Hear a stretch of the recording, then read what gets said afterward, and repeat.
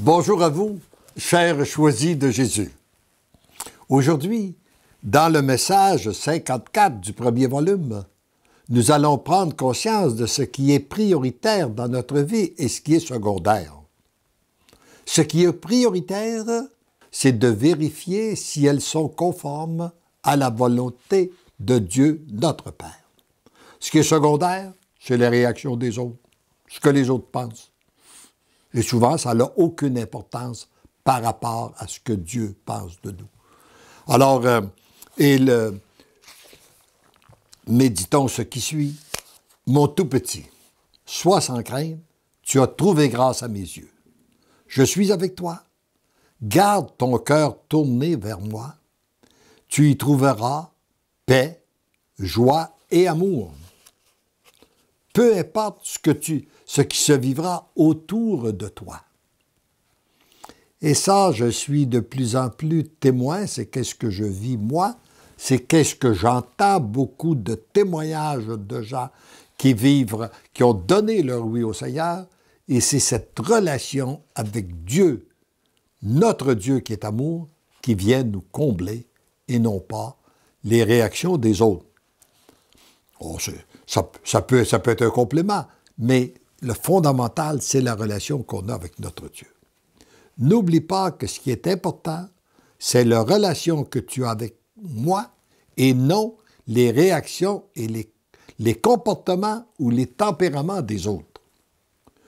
Une fois que tu es bien imprégné de cette réalité, tu peux affronter n'importe quelle réalité.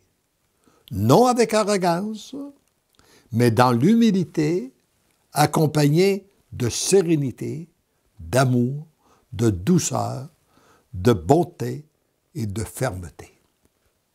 Et c'est toujours l'amour qui triomphe de tout lorsqu'on lui laisse la première place dans nos vies.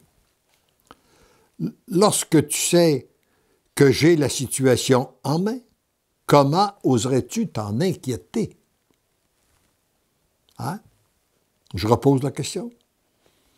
Lorsque nous savons que Dieu a une situation en main, pourquoi oserions-nous nous en inquiéter? Car en plus de t'inspirer pour ce que tu dois dire, j'inspire également les autres qui sont autour de la table.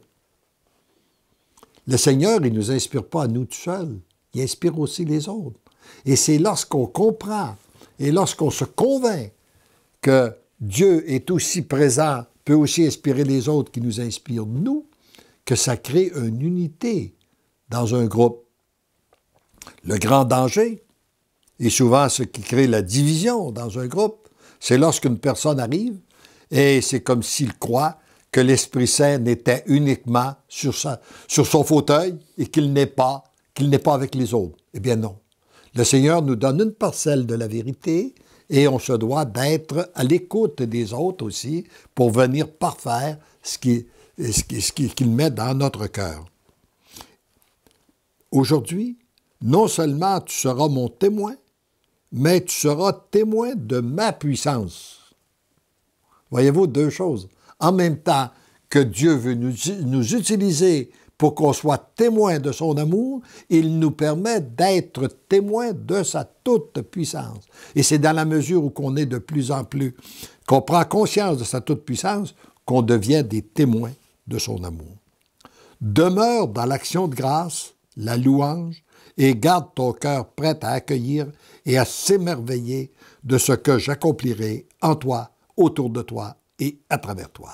Être dans la louange, l'action de grâce, c'est de retourner tout ce qu'on reçoit de beau, de bon, c'est de le retourner à Dieu pour qu'il nous comble davantage, pour que ça revienne sur la terre et que ça comble davantage une multitude de personnes et nous en sommes toujours les premiers bénéficiaires.